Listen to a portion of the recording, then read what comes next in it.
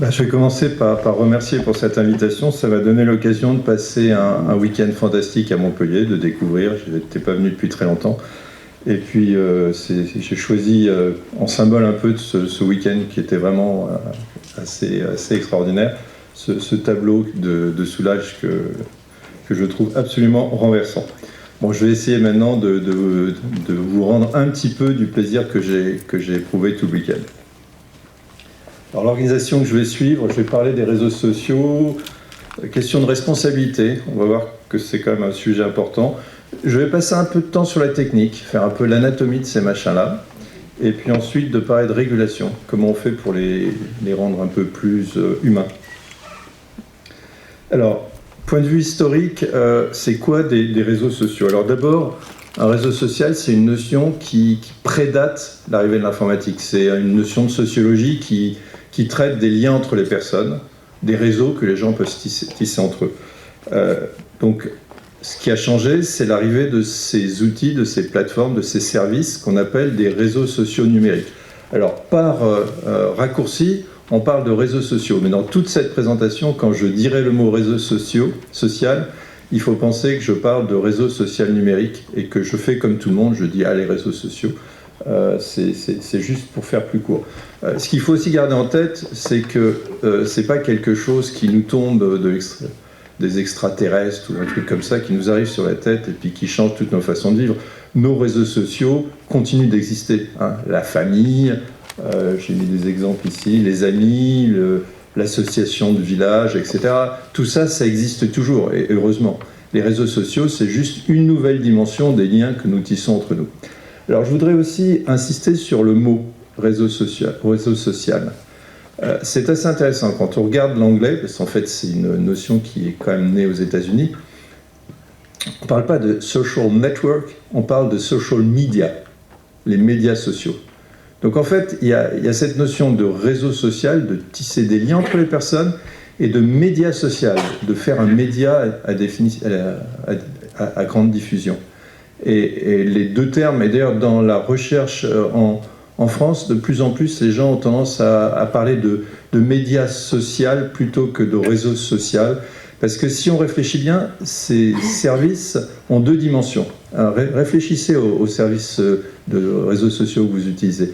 Il y a une première dimension qui vous relie à vos amis, à vos familles, à vos proches, aux copains qui sont en Australie et que vous ne voyez jamais, mais avec qui vous pouvez rester au courant. Ils vous disent quand il y a un gosse qui est arrivé, enfin, vous restez au contact. Ça, c'est la petite conversation, on va dire, du réseau social, comme dirait Cardon. D'accord ? Et puis, il y a la grande conversation, c'est celle qui vous expose au monde entier. Les informations sur le monde de gens que vous ne connaissez pas, qui sont probablement des gens qui ont beaucoup d'impact social, qu'il y a plein de gens qui suivent, etc. Et en fait, les deux se juxtaposent. Il y a le côté réseau social, la petite conversation, et le côté média social, la grande conversation. Et en fait, pourquoi les chercheurs parlent de plus en plus de média social? Parce que c'est le média social qui pose vraiment des problèmes à notre société. Le fait que vous causiez avec vos amis, etc., c'est plutôt quelque chose qui marche bien. Et on va surtout voir d'ailleurs que les problèmes viennent de cette notion de médias. Bien, gardez ça en tête. Alors les médias, là j'ai mis bon, on ne va pas rentrer dans les détails. Historiquement, il y a eu les précurseurs, on ne va pas en parler. Et ce qu'il faut regarder, c'est qu'il y a plus de 6 réseaux sociaux aujourd'hui qui ont 1 milliard d'utilisateurs. Et puis il y a d'autres services qui sont peut-être moins populaires, mais qui contiennent du réseau social. C'est-à-dire que maintenant, cette notion de faire communiquer les gens entre eux, c'est quelque chose qui est extrêmement naturel avec l'informatique. L'informatique permet de faire passer de l'information, de vous garder connecté, de vous échanger, de vous faire collaborer, etc. Et quelle que soit l'activité à laquelle vous vous livrez, on peut vous rajouter cette notion de réseau. Donc j'ai mis par exemple Wikipédia. Quand vous êtes éditeur de Wikipédia, je suis sûr que dans la salle, il y a pas mal d'éditeurs de Wikipédia, enfin, en tout cas j'espère. Quand vous êtes éditeur de Wikipédia, vous faites un réseau social avec les autres éditeurs. Vous collaborez avec eux, vous discutez avec eux, vous vous engueulez avec eux. Mais c'est des liens sociaux, tout ça. Mais il y a plein d'autres exemples. Moi, ce que j'aime bien, c'est des jeux. Quand vous faites des jeux en ligne, c'est plutôt pour les plus jeunes, mais les jeux en ligne, c'est quelque chose d'extrêmement social maintenant. Vous ne jouez pas tout seul avec votre jeu, vous jouez très souvent en bande avec des copains que vous avez peut-être jamais rencontrés pour de vrai, mais qui sont quand même là. Le pour de vrai est intéressant parce que vous avez des vrais contacts avec eux. Quand on dit c'est pas pour de vrai, it's not in real life, c'est-à-dire que vous les rencontrez pas physiquement, mais quelqu'un qu'on rencontre et qu'on voit 5 heures par semaine sur un réseau social, c'est quelque chose de très vrai aussi. C'est quelqu'un qui peut devenir un ami proche, même si on ne s'est jamais rencontré physiquement. Alors là, j'ai mis des... On pourrait passer des heures à parler de ça. Il y a des côtés positifs, il y a des côtés négatifs. Il y a des gens qui voient que les côtés négatifs, il y a des gens qui voient que les côtés positifs. Moi, j'ai un peu une distorsion, c'est je coupe ma tête en deux. Il y a un côté qui regarde tout ce qu'il y a de bien, la longue tradition des sites de rencontres. Je ne sais pas vous, mais moi j'ai pas mal d'amis, même des jeunes et des moins jeunes, qui se sont rencontrés dans des réseaux sociaux et qui maintenant habitent ensemble, sont mariés ou sont des compagnons, etc. C'est que, bon, ça a été important pour eux. Alors, du côté sombre de la force, il y a le harcèlement. Le harcèlement, alors, on parle beaucoup d'harcèlement d'enfants, notamment de harcèlement scolaire.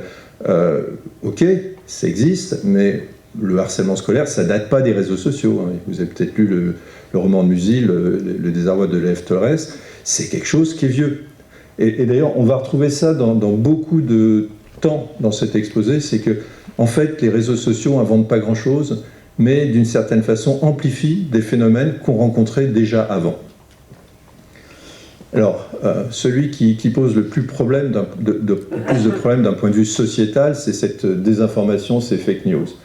Là aussi, ce n'est pas quelque chose de nouveau. Hein. Je cite ici les campagnes de dénigrement de Marie-Antoinette au XVIIIe. C'est des trucs hyper bien organisés, des fake news, hein, bien avant qu'on utilise ce mot-là, qui consistaient à disséminer de fausses informations sur Marie-Antoinette et qui marchaient dans la population. Alors tout ça, c'est pas neuf. Alors peut-être ce qui a changé dans le cas des fake news, c'est le côté de la viralité. C'est-à-dire que pour organiser ces ragots au temps de Marie-Antoinette, il fallait s'organiser, avoir des groupes de personnes, avoir des imprimeries, des petits machins, il fallait travailler, il fallait structurer. Là maintenant, à la limite, il n'y a pas franchement besoin de se structurer. Il suffit de balancer un scud sur un réseau social, et puis si vous êtes doué, si vous avez beaucoup de gens qui suivent votre réseau, bah, tout d'un coup, vous pouvez avoir 50 000, 100 000, 500 000 plus personnes qui vont répercuter votre mauvaise information. Et ça, c'est quelque chose qui est nouveau, c'est quelque chose qui peut être massif, c'est quelque chose aussi qui, d'un point de vue scientifique, peut poser problème, quand on s'aperçoit qu'il y a un nombre massif de personnes qui pensent que la Terre est plate, pour ne pas parler de fake news sur les vaccins qui sont plus récents. Bien. L'affaire Cambridge Analytica, je vais zoomer un peu sur cette affaire parce qu'elle est assez intéressante. Alors, c'est quoi l'affaire ? C'est des gens anti-establishment, proches des milieux républicains, qui ont décidé de faire partie, d'influencer des campagnes électorales, notamment le Brexit. Et on s'est aperçu dans Cambridge Analytica qu'il y avait eu une aspiration d'un grand compte de Facebook, de grand nombre de comptes de Facebook, et puis à partir de là, on avait analysé les données de ces comptes, et puis on avait balancé des informations, des messages politiques ciblés, en connaissant toutes les informations beaucoup d'informations sur ces personnes. Jusque-là, bon, c'est quelque chose qui est juste interdit. Hein. Facebook avait bien fait son travail, ça ne serait pas arrivé. Si Cambridge Analytica n'avait pas essayé de truander, ça ne serait pas arrivé. C'est passible de la justice, ils sont poursuivis en justice, Cambridge Analytica a disparu, etc. Facebook a eu une amende. Tout ça tout à fait classique, sauf que quand même il y a eu manipulation de l'opinion publique, c'est quand même pas très bien. Mais ce que je voulais montrer là, c'est comment ça s'est passé. C'est que Cambridge Analytica a balancé un petit quiz qui s'appelait This is your digital life, qui a été téléchargé par 270 000 personnes, c'est-à-dire pas grand-chose, et on leur donnait 4 $ par personne. Bah, c'est rien pour 4 $, on va vous demander de remplir un quiz, oh, pourquoi pas, vous remplissez toutes vos informations, et puis on vous demande d'ouvrir vos données, etc. Oui, les personnes qui ont fait ça ont fait une erreur d'appréciation, elles ont pris un risque sur leurs données. Mais quand elles prennent un risque sur leurs données, à ce moment-là, ce qui se passe, c'est que Cambridge Analytica récupère non seulement les données de la personne, mais les données de tous les contacts de cette personne. Et là, on est mal, parce que tous les contacts de cette personne, c'est 87 millions d'amis. Donc ces gens, et c'est quelque chose qu'il faut avoir en tête quand vous êtes dans votre vie numérique, ces gens n'ont pas juste mis en danger leur réputation ou leurs données, ils ont mis aussi en danger celle de leurs amis. Les 87 millions de personnes qui n'avaient rien demandé et qui se sont retrouvées ciblées par des publicités de Cambridge Analytica. Fin de la parenthèse. Bien, alors, vous avez remarqué que j'ai appelé ça « Nous sommes les réseaux sociaux ». Ça veut dire que je ne vais pas cracher complètement dans la soupe, c'est que je revendique qu'il y a quand même quelque chose dans ces réseaux sociaux qu'il faut sauver. C'est-à-dire qu'aujourd'hui, particulièrement en France, hein, d'ailleurs, c'est moins vrai dans d'autres pays, mais particulièrement en France, il y a un discours ambiant qui est de dire « Oh là là, ça bousille la tête de nos enfants, ça nous empêche de vivre correctement, ça triche les élections, ça propage des idées malsaines. » Pratiquement, la phrase d'après on entendrait presque, c'est il suffit de débrancher, quoi. Ce truc-là, c'est une expérience, ça s'est mal passé, on laisse tomber. Alors, moi, je vais argumenter que c'est pas vrai. Je vais argumenter que peut-être qu'il y a des trucs bien dans ces réseaux sociaux, et ça va un peu introduire la deuxième partie de mon exposé, où je vais montrer comment on peut faire pour fixer les problèmes. Parce qu'encore une fois, je pense qu'aujourd'hui, personne raisonnablement peut dire que tout va bien, Madame la Marquise, on peut continuer, ça arrive, aucun souci. Bien, alors, là, ce que j'ai voulu marquer, c'est la première chose que pour moi est essentielle et qu'il ne faut surtout pas oublier quand on parle de réseaux sociaux, c'est que les réseaux sociaux donnent la parole aux gens qui n'en avaient pas. C'est-à-dire que strictement l'information quand on essaie de comparer avec, je sais pas, le 19e siècle et maintenant, quelle est la différence? L'échange d'informations a été facilité par le numérique. C'est la chose qui pour moi est le plus fondamental. C'est-à-dire que l'information, c'est quelque chose qui était compliqué à transférer. Pour faire de l'information, il fallait aller à une imprimerie, il fallait écrire un texte, il fallait l'imprimer, il fallait l'argent pour imprimer, il fallait l'argent pour l'imprimeur, etc. C'était réservé aux puissants. D'accord. Maintenant, c'est pas vrai. C'est pas vrai. N'importe qui, alors n'importe qui, on n'est pas quand même. Il faut avoir les capacités cognitives de taper un texte, ce qui n'est pas n'importe qui déjà, mais bon, c'est déjà la plus grande partie de la population. Il faut avoir accès à Internet. Mais une fois que vous avez accès à Internet et les capacités cognitives de l'utiliser, bah vous pouvez vous faire comprendre, vous faire entendre. Et tout le monde a ses exemples. Moi, j'ai l'exemple d'une petite association de quartier, une dame qui était toute seule dans son coin, qui a eu une bonne idée, et ben elle est arrivée à se faire entendre, elle est arrivée à avoir des moyens, elle est arrivée à avoir du soutien, elle est arrivée à monter son assos et à faire quelque chose. Donc voilà, c'est quelque chose qui n'était pas possible au 19e siècle, et il ne faut pas l'oublier. Il y a le genre MeToo. Bon, MeToo, par exemple, pour beaucoup de gens, c'est pas terrible quand même, parce que c'est un peu procureur, voilà, on balance quelque chose dans le grand public, et puis il peut se passer n'importe quoi. C'est vrai, et il y a des défauts qu'il faut peut-être corriger, qu'il faut peut-être comprendre, mais il faut voir aussi que ça a mis sur la place publique des tas de choses qui étaient sous le tapis jusque-là. C'est-à-dire jusque-là, il y avait des personnes, des hommes qui étaient de véritables prédateurs, tout le monde le savait, et puis on ne disait rien. Voilà. Et ben aujourd'hui, on ne dit plus rien. Maintenant, c'est balancé sur Internet. Des fois à tort, des fois il faut corriger, etc. Mais il y a au moins le problème d'avoir l'effet positif, d'avoir fait bouger les lignes, d'avoir un peu, d'une certaine façon, agité le cocotier. Et donc c'est un peu ça les réseaux sociaux. C'est quelque chose qui nous permet de changer les choses, de transformer la société. Alors transformer la société, on prend des risques quand on transforme la société. Si on laisse tout tranquille, ça se passe mieux. Eh ben, il faut voir comment on peut arriver à gérer tout ça. La communauté d'intérêt, moi j'ai toujours trouvé, si on se rappelle bien, dans le journal, enfin quand j'étais petit, je faisais du judo, et dans le journal local, la Nouvelle République du Centre-Ouest, vous aviez le meilleur de cas pour ma ville qui s'appelait Romorantin, s'incline sur le judo. Maintenant, bah, vous allez sur le site web du judo et vous avez plusieurs pages, vous savez toutes les compétitions, où ça en est, où sont les éliminatoires, où ça va se passer les prochaines compètes, qui c'est qui est malade, qui va faire l'entraînement vendredi prochain, etc. C'est hyper pratique, c'est hyper aussi collectif, c'est-à-dire que vous êtes dans une communauté, les gens peuvent s'adresser, se parler, etc.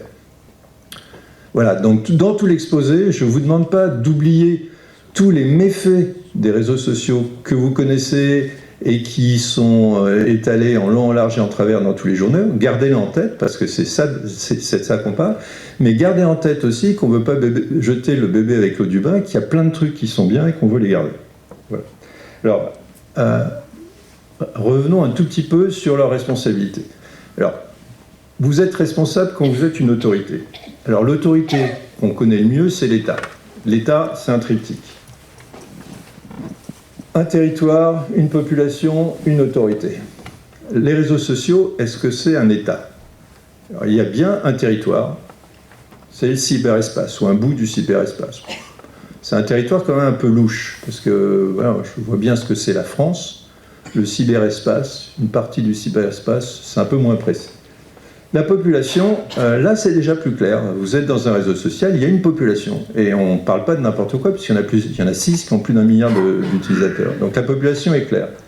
L'autorité, c'est l'autorité du réseau social de faire la loi à l'intérieur du réseau. Faire la loi à l'intérieur du réseau, ça peut aller jusqu'à exclure quelqu'un qui a un comportement qui est jugé indigne du réseau social. Donc Twitter a exclu Donald Trump.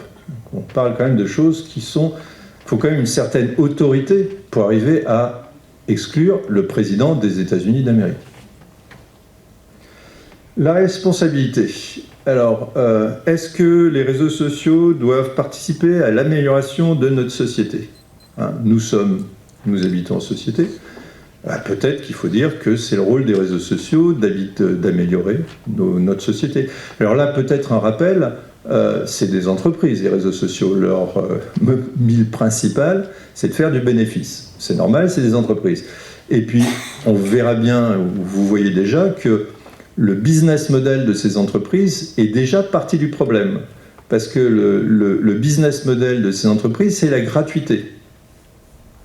C'est bien d'être gratuit. Tout le monde est content d'être...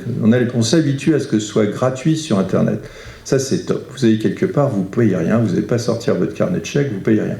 Sauf que c'est aussi part du problème, parce que vous êtes en train de lire un article qui est très bien, qui a été écrit par un journaliste du Monde, mais tout d'un coup, on vous dit, cette partie de l'article, elle est payante, maintenant, il faut sortir. Alors, vous allez arrêter, puis vous allez finir par vous retrouver sur des sites qui sont tout gratuits. Alors là, c'est gratuit, mais alors, les gens qui sont dedans, ce pas des experts, ils n'y connaissent rien, ils racontent n'importe quoi. Le fait que ce soit gratuit est un peu un problème. Comment on paye les journalistes si c'est tout gratuit? Et bon, et là, le dicton, c'est si c'est gratuit, c'est que vous êtes probablement le produit. Il faut garder ça en tête. Quand vous êtes sur un réseau social, le client, c'est pas vous.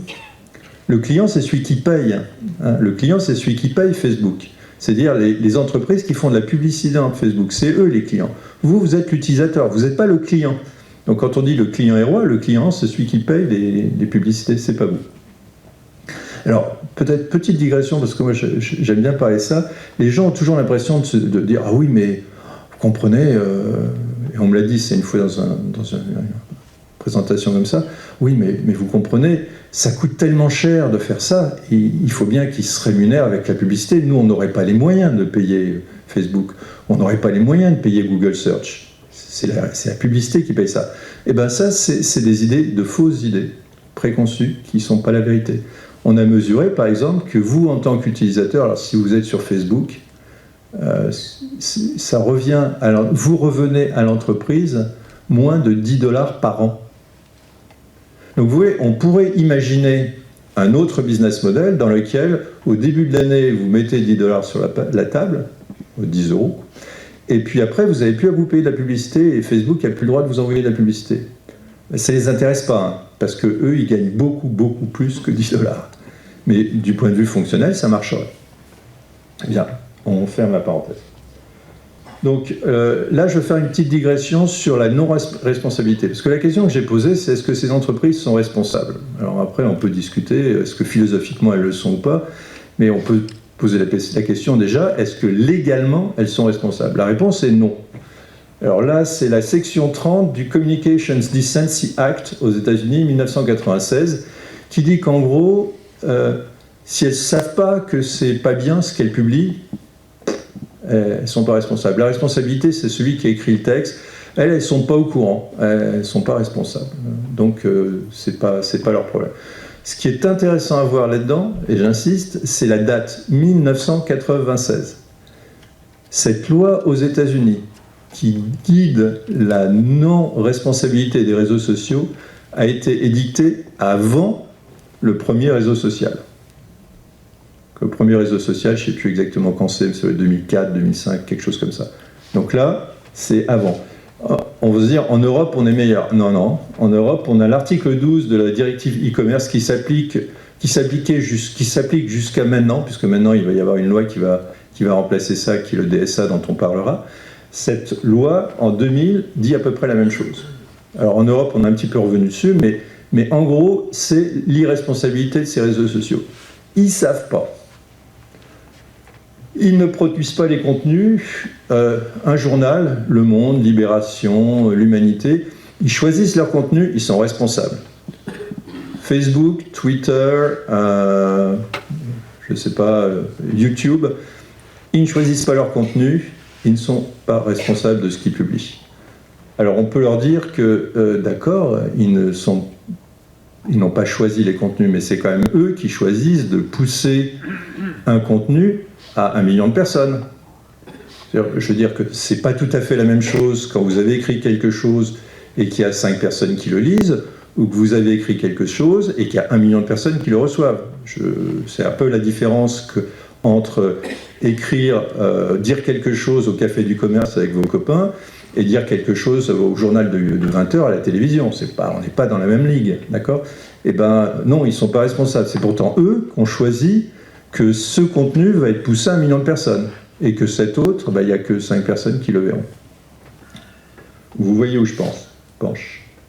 Alors, cette idée que les réseaux sociaux ne sont pas responsables, c'est une idée qui ne tient plus aujourd'hui. En 2020, cette idée a vécu. Alors, je vais donner 2 exemples qui viennent des réseaux sociaux eux-mêmes. C'est sûr que la société n'accepte plus cette idée. On va voir le DSA. Mais les réseaux sociaux eux-mêmes, là, il y a Jack Dorsey, qui est le PDG de Twitter, qui était le PDG de Twitter à l'époque. Maintenant, c'est Elon Musk, c'est pas mieux. C'est beaucoup pire, parce que Jack Dorsey est quand même quelqu'un d'assez responsable. Jack Dorsey a décidé, avec son conseil d'administration, d'exclure Donald Trump de Twitter, après les événements que vous connaissez. D'accord ?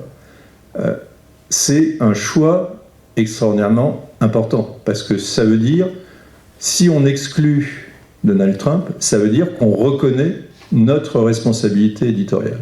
C'est-à-dire qu'on reconnaît qu'on fait partie du problème. D'accord ? Ça, c'est très important. On verra tout à l'heure aussi que Zuckerberg pour Facebook s'est mis d'accord avec Macron en reconnaissant aussi qu'il était partie du problème. Bien. Alors maintenant, l'anatomie des réseaux sociaux, je pense que c'est important de savoir un petit peu comment ça fonctionne. Je vais aller très très vite, mais je vous encourage à regarder ça plus en détail. Je crois fondamentalement que quand on parle de ces sujets-là, on a besoin d'un vernis technique. Ça fait partie d'une révolution technologique, c'est pas ou scientifique si vous voulez. C'est pas quelque chose qui est purement sociétal. La culture doit s'approprier la culture scientifique dans ce domaine-là. On ne peut pas ignorer la culture scientifique. Alors, comment ça fonctionne ? Il y a une partie identification avec des choses comme vous faites un login password pour qu'on vous reconnaisse, etc. C'est pas très important. Il y a un réseau. Alors, en tant que membre du collège de l'ARSA, je ne peux pas vous dire que c'est pas important. C'est ce qui fait les communications entre vous et les centres de données. Et au bout, il y a le centre de données. C'est là que se passe tout le travail dans un réseau social. Et les trois tâches principales dont je vais parler sont la recommandation, la publicité et la modération. Alors, la recommandation de contenu, je vais exécuter rapidement la publicité. La publicité personnalisée, c'est le plus important parce que c'est avec ça qu'ils gagnent l'argent. C'est avec ça qu'ils font leur business model. Donc, il y a tout un système hyper compliqué d'algorithmes d'enchères et de choses comme ça dont on ne va pas parler ici. À la limite, c'est pas que ça ne nous intéresse pas, mais ce n'est pas le sujet. D'accord ? La recommandation, là, c'est important pour vous, en tant qu'utilisateur. Il se passe dans la dernière heure, il y a eu plus probablement des centaines de millions de messages, de contenus qui ont été publiés dans un réseau social où vous êtes enregistré. Vous allez sur votre réseau social, on va vous en montrer. On ne peut pas vous montrer 150 millions de contenus. D'accord ? Vous allez pouvoir en lire quoi ? Allez, 10, 50, si vous êtes vraiment accro, une centaine, mais vous n'allez pas en lire 150 millions. Donc la question, c'est comment on choisit ce qu'on vous montre. Et vous comprenez bien l'importance, parce que ce qu'on ne vous montre pas, c'est comme s'ils n'existaient pas. On vous montre que ce qu'on veut bien vous montrer. Alors là, c'est déjà une des causes du problème, c'est que quand vous lisez un journal, vous savez que vous avez choisi le journal, vous achetez l'Humanité, vous savez bien que vous avez acheté l'Humanité. Donc vous savez que les gens qui éditent l'Humanité ont une certaine éditorialisation du monde qui correspond peut-être à la vision que vous avez vous, et vous êtes bien content. Quand vous êtes face à un moteur de recherche ou un réseau social, vous avez l'impression que non, vous n'avez rien choisi. Hein. Donc ce qu'on vous montre, c'est le monde tel qu'il est. Pas du tout. Mais alors là, pas du tout. On ne vous montre pas le monde tel qu'il est. On vous montre le monde tel que l'algorithme de recommandation pense que ça va vous plaire. Donc on vous montre le monde que vous voulez voir d'une certaine façon. D'accord ? La difficulté, c'est que vous n'en êtes pas conscient. Donc c'est très important d'être conscient de ça. Si on vous montre sans arrêt des textes sur le fait que la Terre est plate, c'est pas que la Terre est plate, c'est pas que la majorité des gens dans le monde pensent que la Terre est plate, c'est que l'algorithme de recommandation, à tort ou à raison, pense que vous aimez l'idée que la Terre est plate. Ce qui n'a pas tout à fait la même chose. Donc ça peut vous renforcer un biais d'erreur. C'est-à-dire que si vous avez lu plusieurs articles comme quoi la vaccination contre le Covid ne marchait pas et qu'elle avait des gros dangers, le système, sans vouloir être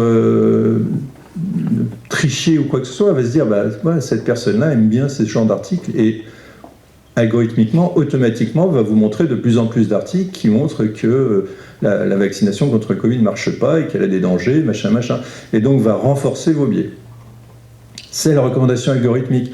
Cette recommandation algorithmique, elle est basée sur des choses qui sont des faits incontestables. Vous préférez savoir ce qui se passe maintenant que savoir ce qui s'est passé il y a 3 mois. Vous préférez savoir des trucs qui se passent à Montpellier plutôt que des trucs qui se passent à Tamanrasset.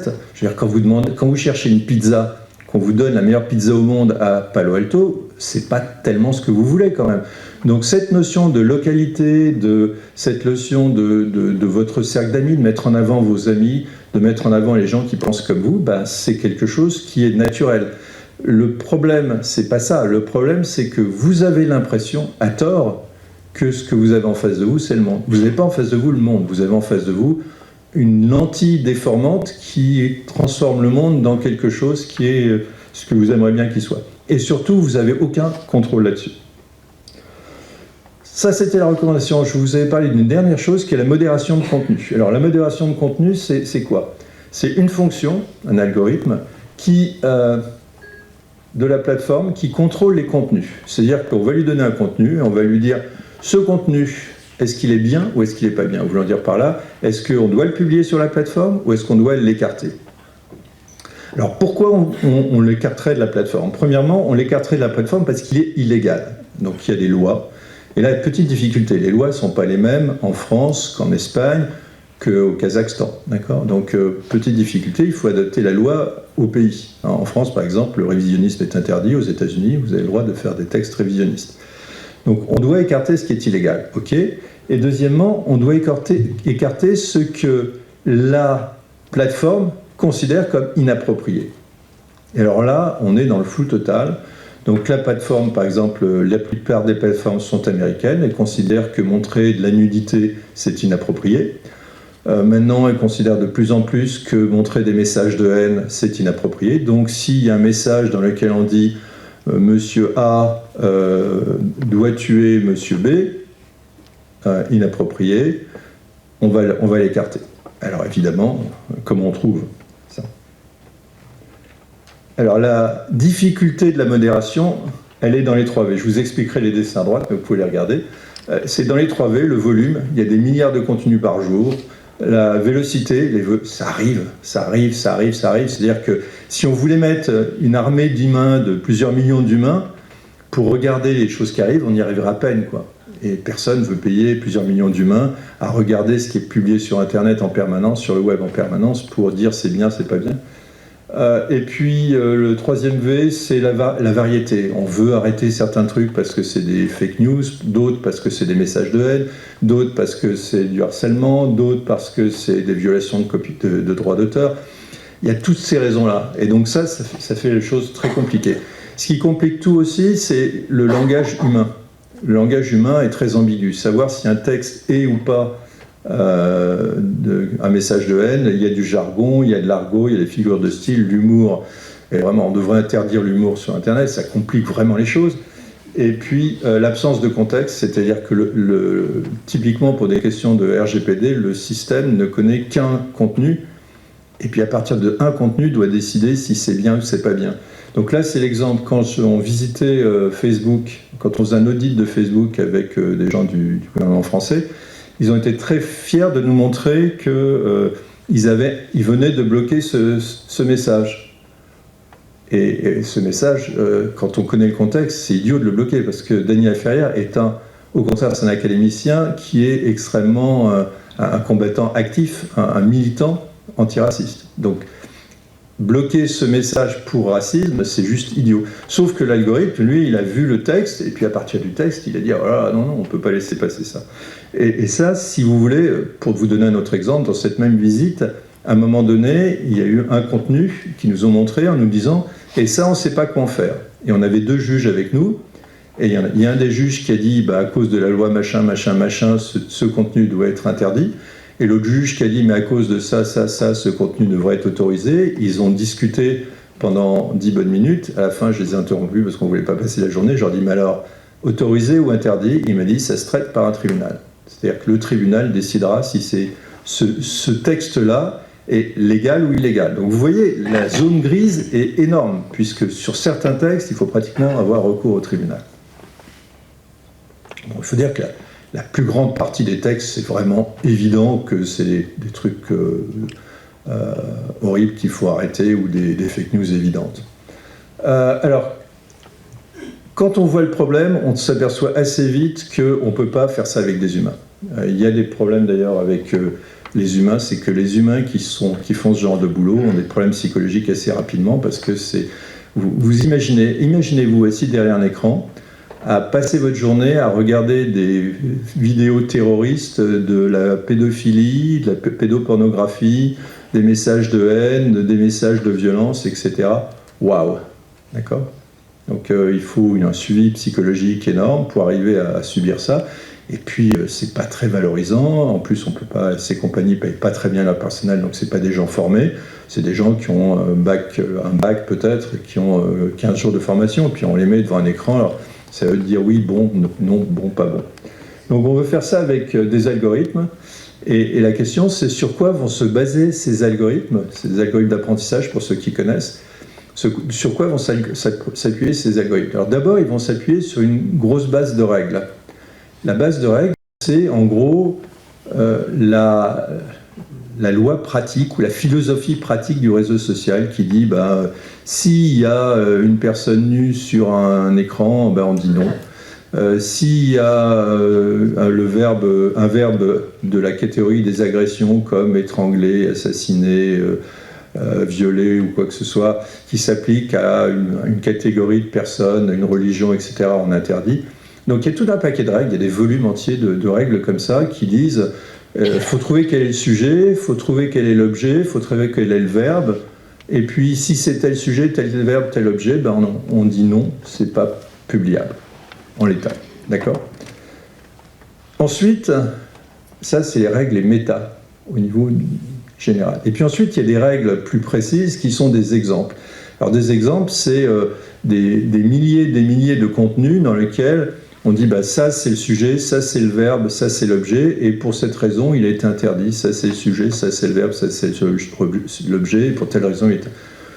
voilà, et celui-là il est autorisé, celui-là il est autorisé, celui-là il est interdit. Et puis après vous arrivez avec un nouveau contenu, Vous balancez ça dans votre algorithme d'apprentissage, un réseau de neurones ou un truc comme ça, c'est en général des réseaux de neurones profonds. Il mouline, et puis à la fin, il vous dit ça ressemble plutôt à quelque chose d'interdit, ou ça ressemble plutôt à quelque chose d'autorisé. C'est pas très convaincant, il vous dit pas trop pourquoi.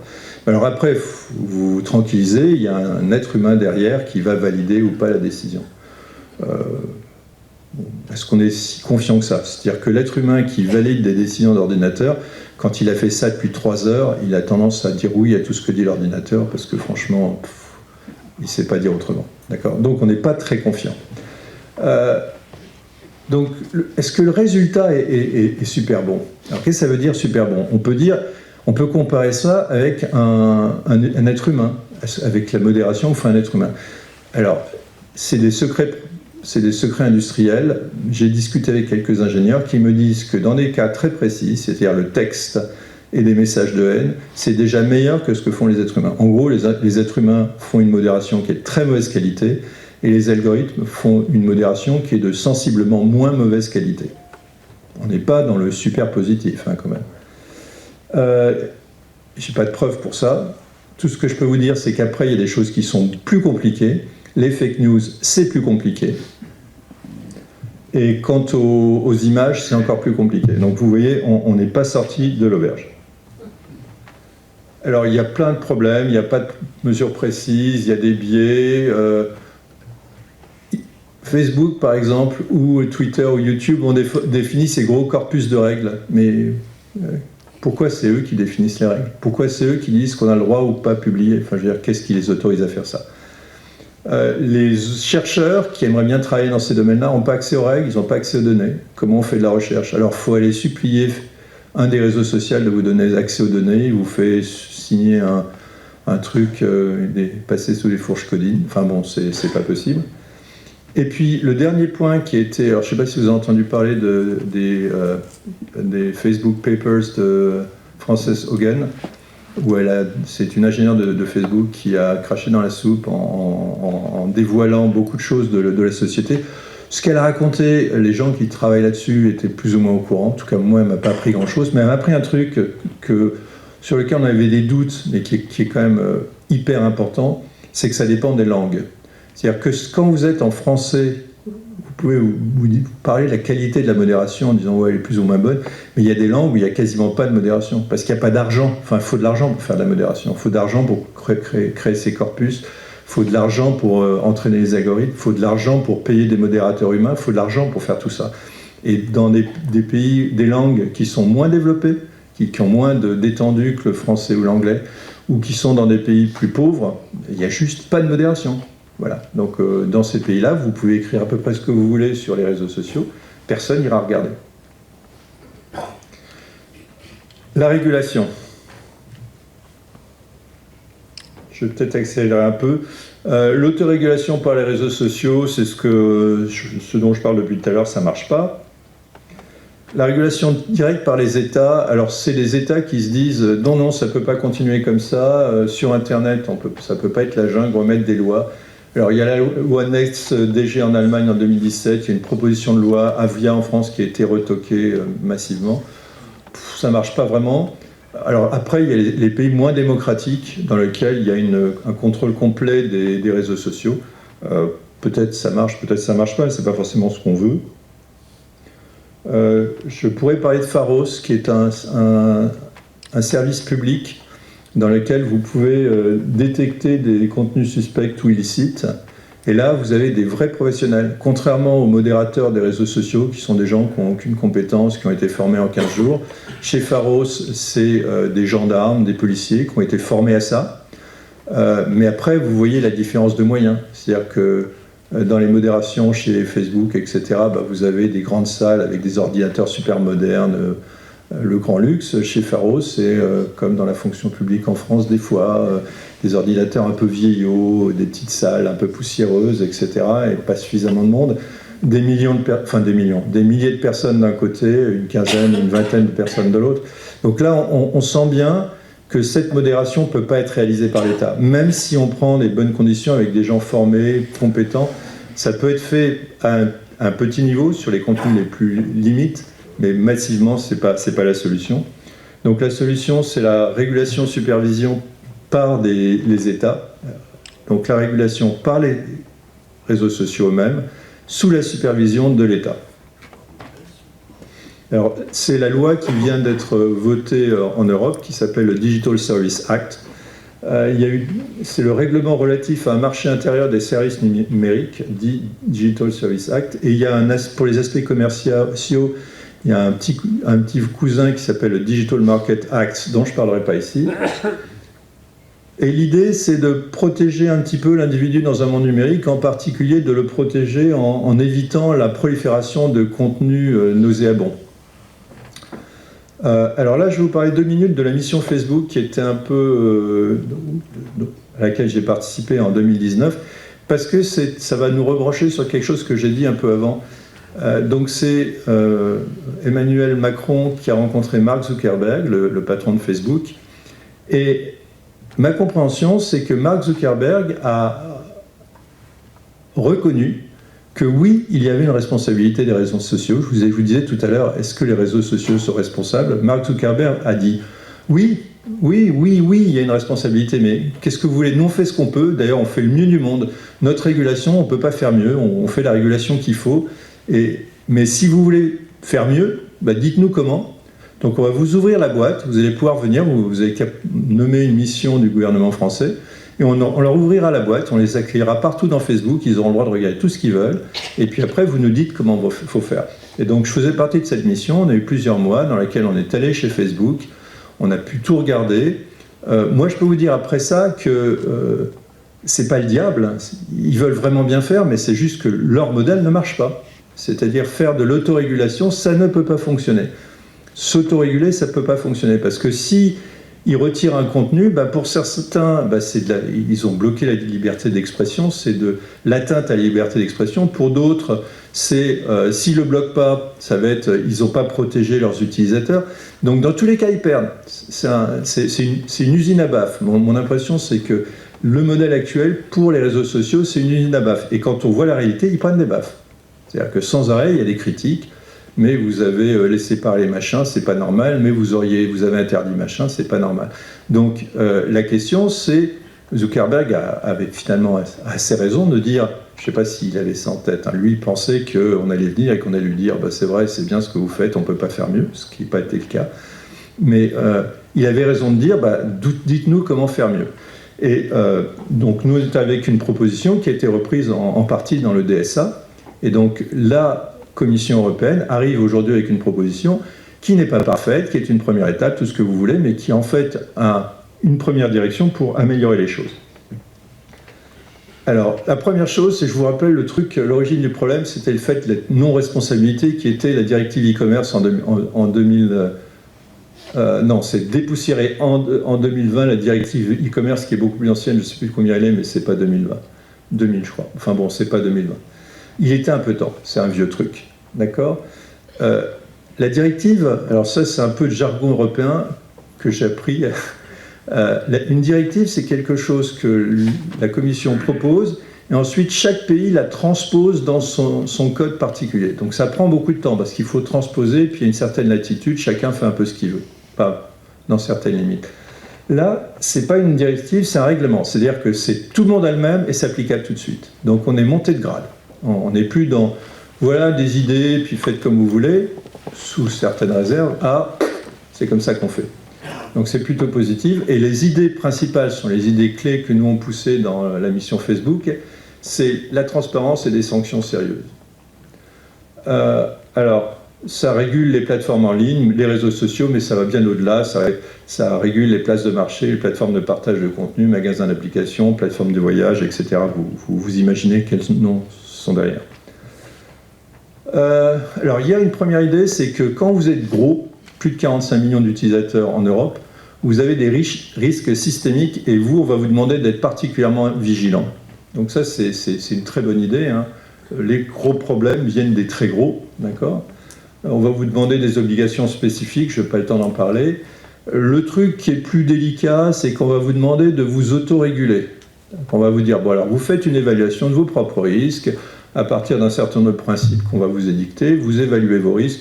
Moi, par analogie, c'était un peu s'il y a 20 ans, on avait demandé aux fabricants de tabac d'évaluer les risques que les cigarettes causent le cancer.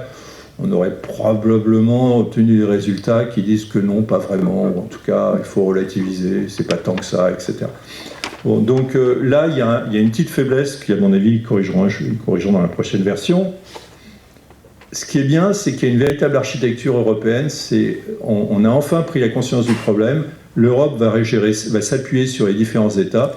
Il y a des États comme la France, malheureusement l'Angleterre est sortie parce qu'ils étaient très en pointe, mais comme l'Allemagne, un peu moins l'Allemagne, mais comme l'Autriche, l'Italie, qui sont assez en pointe là-dessus. Et puis, il y aura le niveau européen qui fera une homogénéisation de tout ça, qui dictera des règles pour éviter qu'on parte dans tous les sens, c'est bien. Et puis, il y a des vraies sanctions. Hein. Il y a un pouvoir d'inspection, un pouvoir d'obtenir des données, donc la transparence. Et puis, on peut aller jusqu'à 6% du chiffre d'affaires, ce qui fait quand même réfléchir, parce que pendant très longtemps, ces grosses boîtes, quand vous avez une boîte comme Google qui se prend au bout de 5 ans de procès une sanction de 1 million d'euros, ils savent le champagne. Ils ont dépensé beaucoup plus en avocats. Bien, alors l'opinion personnelle, c'est que c'est une première étape importante. Ça va vraiment dépendre de la montée en compétences. Ce qu'il faut voir aujourd'hui, c'est qu'il y a une dissymétrie d'information totale. On ne sait pas vraiment ce qui se passe derrière ces boîtes. Hein. Google Search, le moteur de recherche de Google, que vous utilisez probablement pour beaucoup d'entre vous. J'ai 6 de mes étudiants qui travaillent chez Google en ce moment. Je ne suis incapable de vous dire comment fonctionne le système de recommandation de Google Search depuis 2004. Jusqu'à 2004, je pouvais vous expliquer l'algorithme. Depuis 2004, je ne sais pas. Et je ne sais pas. Je sais même... J'ai une vague idée de quels sont les paramètres qu'ils utilisent, mais je ne sais pas. D'accord ? Et c'est un secret. Et pourquoi c'est un secret ? Et pourquoi moi je ne peux pas dire comment je voudrais classer les choses ? Il y a plein de choses qui ne me plaisent pas. Alors, le dernier point sur lequel j'aimerais insister, c'est qu'il y a quand même une idée qui est là-dedans et qui n'était pas dans la vision Facebook, c'est que dans le point de vue de la Commission européenne, c'est un face-à-face entre l'État et la Commission et le réseau social. Donc les deux, l'État et le réseau social, ils discutent et ils arrivent à une meilleure solution. À mon avis, c'est pas comme ça qu'on y arrivera. Il faut impliquer toute la société. C'est pas juste l'État et le réseau social. Moi, si vous voulez, si un État et un réseau social se mettent d'accord pour dire telle chose, c'est une fake news, ou on va dire que on a le droit de dire que les gilets jaunes, la crise des gilets jaunes, c'est parce qu'ils n'ont rien compris à la société, c'est pas convenable. Je veux dire que c'est pas l'État tout seul, avec le réseau social tout seul, de décider qu'est-ce qui est vrai, qu'est-ce qui n'est pas vrai, qu'est-ce qu'on a le droit de dire, qu'est-ce qu'on n'a pas le droit de dire. Je pense qu'il faut que toutes les composantes de la société y participent, en particulier les chercheurs et les scientifiques, en particulier les associations qui travaillent dans cette dimension-là, en particulier la justice. Voilà. Donc il faut ouvrir la boîte encore plus largement que ce qu'elle est à l'heure actuelle. Et puis, mon point de vue, c'est qu'on a un outil qui s'appelle le réseau social. Et bien, le réseau social devrait être utilisé pour résoudre les problèmes du réseau social. C'est-à-dire que le régulateur lui-même devrait devenir réseau social. Alors, conclusion, je crois que j'ai été assez clair sur ce que je pense là-dessus. Il n'y a rien de nouveau sous le soleil. Ça n'a rien inventé. Ça n'a pas inventé les fake news, ça n'a pas inventé le harcèlement, ça n'a rien inventé, ça n'a pas inventé le lien social. Tout ça existait. Mais par contre, tout ça est génial et tout ça pose des problèmes. Et donc, il faut arriver à garder ce qui est génial en réglant les problèmes, c'est-à-dire que nous devons choisir ce que nous faisons de ces engins-là. C'est des services, ils sont à notre disposition, c'est à la société de décider ce qu'elle veut faire. Alors, je n'ai pas parlé de ça, mais je pense que sur le long terme, les solutions, ce n'est pas tellement des solutions s'appuyant sur l'État. Il faut évidemment s'appuyer sur l'État et la réglementation et la régulation. Je suis régulateur, donc je ne vais pas lui dire le contraire. Mais pas que. Je pense que dans cette salle, il y a beaucoup de gens qui seront de mon avis. L'éducation est fondamentale. D'accord ? Éduquer, apprendre aux gens, apprendre aux enfants, mais apprendre aussi aux adultes comment on lit une information sur la toile, comment on publie une information sur la toile. C'est fondamental. d'une certaine façon, vous êtes ce que vous publiez sur la toile, donc il ne faut pas faire n'importe quoi, parce que si vous publiez n'importe quoi, c'est que vous êtes n'importe quoi. D'accord ? On peut participer à la médiation. Il y a des systèmes dans lesquels on participe à la médiation. Je vous ai dit, dans Wikipédia, il n'y a pas de modérateur. Les éditeurs de Wikipédia eux-mêmes s'automodèrent. Encore une fois, je ne dis pas que c'est un long fleuve tranquille. Hein. Il y a, pour ceux qui sont dans Wikipédia, éditeurs de Wikipédia, ils savent bien que des fois ça se passe mal, hein. Des fois ça s'engueule. Moi, la première fois que j'ai écrit une page dans Wikipédia, je me suis fait insulter, ils ont enlevé ma page. C'est vrai, ok. Mais il faut accepter ça, il faut accepter le dialogue, il faut parler avec les gens, et puis il faut les convaincre. Et alors, petit conseil pour ceux qui se mettraient à Wikipédia demain matin, la proof of authority, genre je suis à l'Académie de Montpellier, ça marche pas. Ils s'en foutent, d'accord ? Alors l'autre chose, c'est de changer les réseaux sociaux. Il y a des expériences pour faire d'autres réseaux sociaux, comme WT Social, où les internautes modèrent eux-mêmes, ou Mastodon, où il y a plus cette notion de réseau, il y a de l'interopérabilité. Il faudra en parler, c'est un peu long. Et puis promouvoir le dialogue. Il faut apprendre aux gens qu'il faut dialoguer, il faut dialoguer. Et alors le dialogue, là je ne parle plus du dialogue numérique, je parle du dialogue en vrai, c'est-à-dire du dialogue avec des vrais gens, hein, c'est-à-dire des êtres humains qui se parlent au lieu de s'engueuler ou de s'insulter, et qui essaient de résoudre leurs problèmes en dialoguant, peut-être en allant se retrouver autour d'une bière ou quelque chose comme ça. J'ai fini, deux références, le livre à paraître avec Jean Catan chez Odile Jacob le 1er septembre, et le texte de la mission Facebook qui est créer un cadre français pour responsabiliser les plateformes des réseaux sociaux, agir en France avec une vision européenne. J'ai pas mis la référence ici, mais si vous avez envie de vous plonger un peu dans le DSA, c'est intéressant. Alors je déconseille le texte de la Commission européenne, parce qu'il y a tout le jargon de la Commission, c'est un peu lourd, mais vous pouvez trouver des articles sur le DSA qui sont plus lisibles en ligne. Sinon, vous attendez le 1er septembre et vous trouverez ça dans notre livre. J'ai mis aussi ici Alors, Michel avait la gentillesse de parler du temps des algorithmes avec Gilles Devec. Je vais peut-être parler, et aussi de Binaire, le blog du Monde. Le bot qui murmure à l'oreille de la vieille dame, c'est un livre de nouvelles de science-fiction. Voilà. Je vous remercie de votre attention.